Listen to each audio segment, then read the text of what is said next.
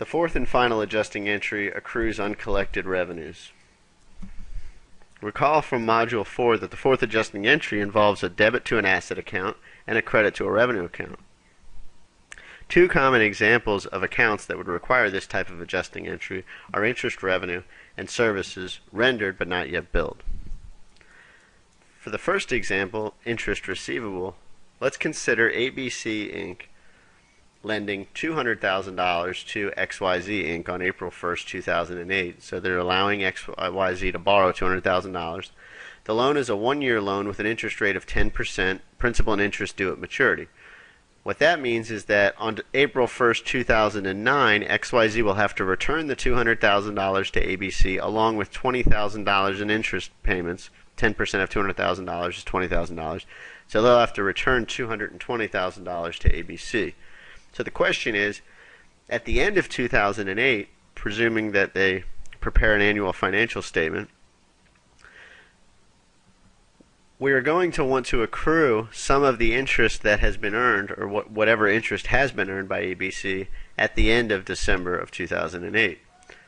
Because the interest is not going to all be earned on April 1st of 2009. It's going to be earned evenly throughout the one-year term. So the interest that is earned in 2008 is represented as $200,000 times 10% times 9/12. This is the principal times rate times time equation to figure out interest. 9/12 is representing that it's 9 months in the current year out of a 12-month annual rate. The 10% represents an annual rate. So 12 is how many months are in a year, and 9 is how many months in the current year you're accruing the interest. April 1st through December 31st is 9 months. When you do that calculation, you come up with $15,000. So that means that even though we're going to receive $20,000 in interest on April 1st of 2009, $15,000 of it is earned in the current year, in 2008. And the way we record the earning of that interest is a debit to interest receivable and a credit to interest income. Interest receivable representing a claim to future interest payments, and interest income representing reflecting the fact that we've earned $15,000 in the current year. It's kind of like we charged rent on the money that someone borrowed. The second example is services rendered but not billed. In this case, if ABC Inc. is a lawn service company that maintains lawns on a monthly basis and then bills customers at the beginning of the following month, and they earn $20,000 in the month of December but will not bill the customers until January 5th, if they prepare annual financial statements on December 31st each year, what we're going to find is that even though they're not billing customers until January 5th, they have earned the $20,000 by the end of December. So at the end of December, we're going to want to accrue that $20,000 worth of revenue, despite the fact that it hasn't even been billed yet. And the way we'll record it is a credit to service revenue and a debit to customer receivables of $20,000. Customer receivables representing an asset account, service revenue representing an equity account or an income statement account of $20,000.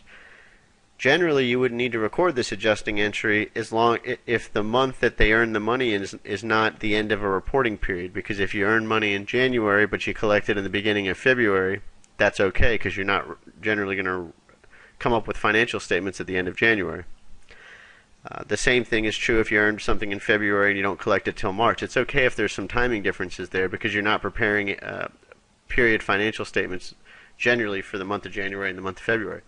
But when you get to the end of a reporting period, if you don't record this adjusting entry of $20,000 for service revenue, presumably you're going to be recording some expenses throughout December. So if you pay your lawn crew on a weekly basis, they're going to be accruing salary expenses throughout the month of December, and it's going to look like you have no revenue being generated by those expenses. By doing this adjusting entry, you actually do record the service revenue in the month of December, which means that any expenses that you're recording throughout the month of December will be matched appropriately with the service revenue. So these two examples are common examples of the types of things that would require an adjusting entry to accrue uncollected revenues.